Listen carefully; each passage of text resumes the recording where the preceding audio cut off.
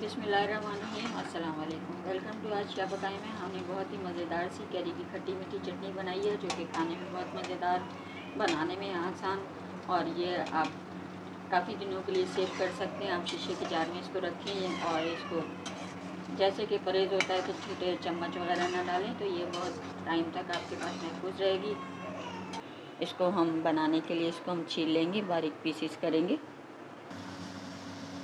4 खाने के चम्मच हमने इसमें ऑयल शामिल किया। ऑयल गर्म हो जाएगा, हमें कुछ मसाले चाहिए होंगे, जो कि इस तरह से हैं।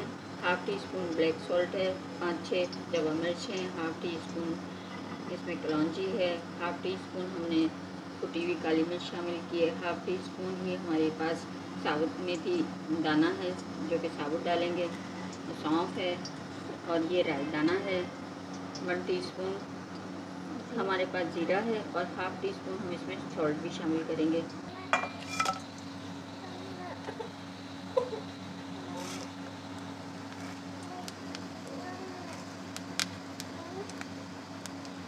हमने इस तरह से छोटी छोटी इनकी फांके तैयार कर ली हैं, काट लिया है।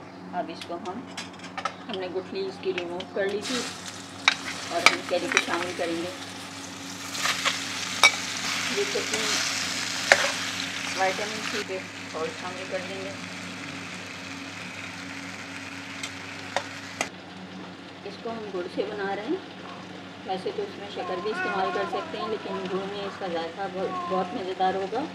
3 से 4 एक देगची में मैंने पानी लिया है, वो 3 से 4 खाने के चम्मच इसमें हम अपना गुड़ शामिल कर देंगे। ये गुड़ इसलिए शामिल करेंगे यहाँ पर कि गुड़ में कोई तिनके वगैरह होते हैं, तो ये निकल जाएंगे बासानी इसमें। और इसका कोई हमने शीरा नहीं बनाना, सिर्फ हमने अपने गुड़ को मेल्ट करना है।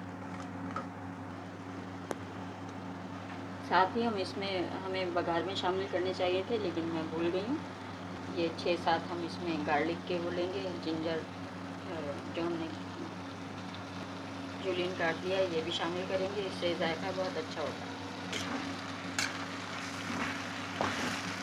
ये शाइनी सी बनी है और इसमें बहुत ही अच्छी खुशबू आ रही है, और इसको हमने बराबर रेगुलर चलाते रहना है, क्योंकि नीचे से जल ना जाए। 1 पिंच हम इसमें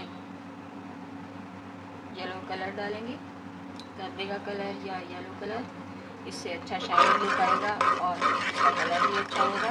इसमें हम गुड़ डालना है, तो हमें थोड़ा सा इसका अच्छा सा कलर चाहिए।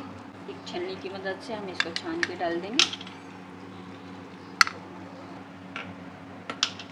इसको हम गुड़ डालने के बाद इसको पकाएंगे 5 मिनट। अपनी गाढ़ी होना शुरू हो गई है, और इसी स्टेज पे हम इसमें 2 चुटकी करीब हम इसमें पिसा हुआ गरम मसाला शामिल करेंगे, खुशबू के लिए और जायके के लिए। और इसको 5 मिनट के लिए स्लो आंच पर रख देंगे। हमारी कैरी की खट्टी मीठी चटनी तैयार है। कैरी की चटनी डिश आउट कर ली है, और ये ठंडी भी हो चुकी है इस वक्त।